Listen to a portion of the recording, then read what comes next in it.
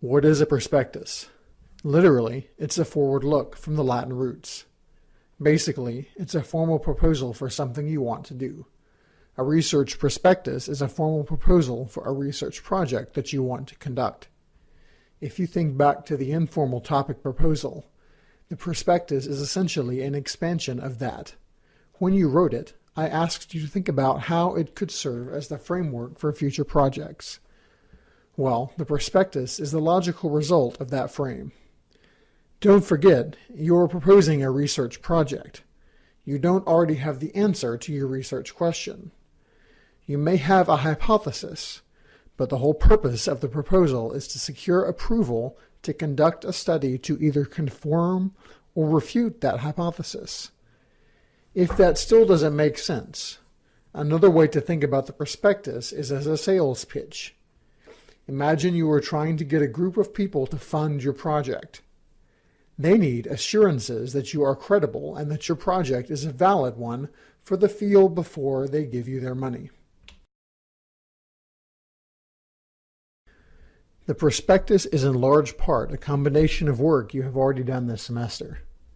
Your literature review, annotated bibliography, and set of research toolbox posts all contribute in different ways to the larger prospectus document.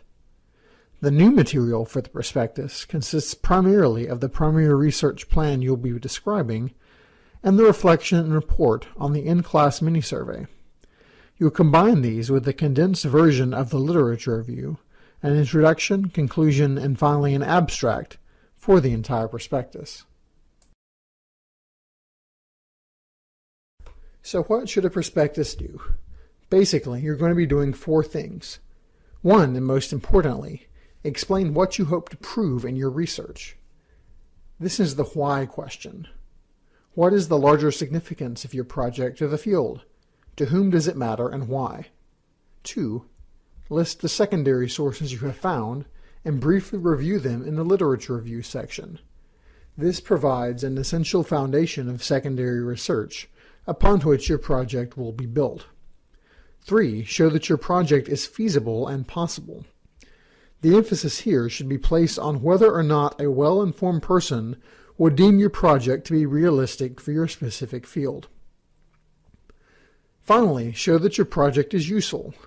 This is where the gap you were supposed to address in the literature review comes in.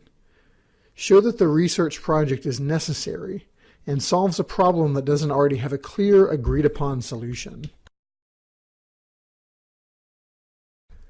Part of your prospectus will be a reflection and report on the mini-survey activity we'll be conducting. Since this is an online class, it isn't practical for me to ask you to go out and do actual primary research. Instead, you're going to design a simple online survey, distribute it to each other, and then analyze the results. Realize that you probably won't get extremely relevant results from this survey. That isn't the point. The point is to design questions, distribute a survey, and then analyze the answers to those questions to try to develop good strategies for designing surveys. Since your subject pool is other Writing 250 students, think about what kinds of feedback they can give you on your research project. This might require some thinking outside the box. For example, if your research project is about prisoner recidivism, most of the students in the class are probably not ex-cons. However, you could ask them questions about their feelings towards ex-cons, what experience they might have working with them, or whether or not they know any ex-cons who have had trouble staying straight. Again, the point here is not to get earth-shattering data. It's just experiencing the process. Familiarize yourself with Qualtrics by looking at the links in the Primary Research Materials folder and by looking at the sample survey also in the Primary Research Materials folder. You'll design the 10 questions for RT 4.2. Try to use at least 3 types of questions, with at least one being qualitative, free response, short answer, or similar. We'll distribute the surveys through a discussion forum on Blackboard next week. You'll be reporting the results from the mini-survey and reflecting on what you learned about surveys in general in the prospectus.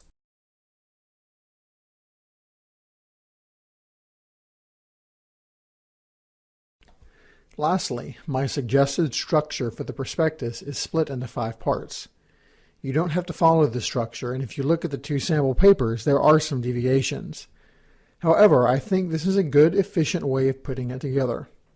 Even though the prospectus will begin with an abstract, write that last. The body of the prospectus should have an introduction followed by a condensation of the literature review. Think about how you can reduce the literature review you wrote for deliverable 3 to the lowest common denominator. What are the most important claims? Note that it really isn't as simple as cutting and pasting paragraphs from deliverable 3. Focus on condensations. Highlight the important concepts and support them. In the second section, talk about the mini-survey. If you found out some useful data, you can report that. If not, just reflect on the process and how designing the mini-survey helped you design a more realistic primary research study design. In the next section, describe your research project itself.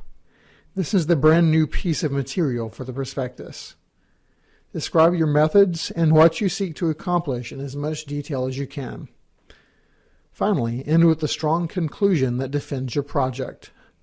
This is your last chance to make a case for the project.